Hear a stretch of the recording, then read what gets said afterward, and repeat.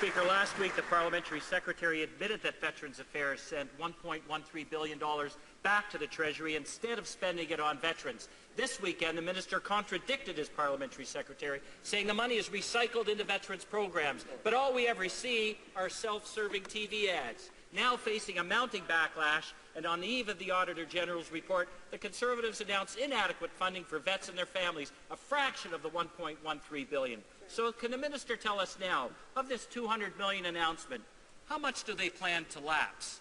The Honourable Parliamentary Secretary, the Minister of Veterans Affairs.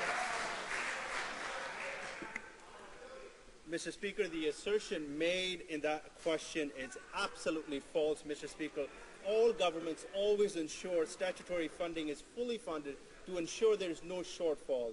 This is a completely normal practice.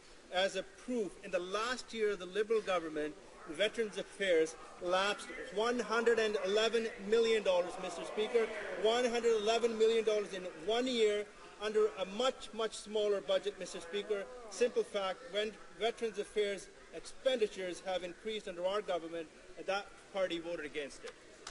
The Honourable Member for Guelph. Mr. Speaker, do you know what they could have done with that $1 billion? They could have easily kept all of the 9 veterans' offices open.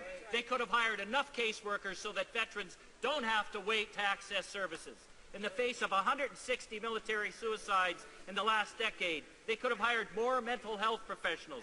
They could have provided the funds to ensure dignified funerals for all veterans. Now it's too little, too late. Why do they make veterans beg for the services they need and they deserve? The Honourable Parliamentary Secretary.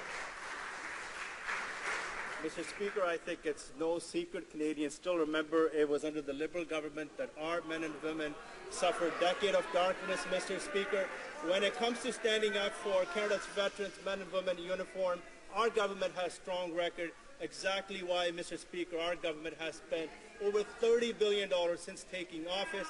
That's $5 billion in additional funding. Mr. Speaker, we will continue to stand up for Canada's veterans on this side of the House.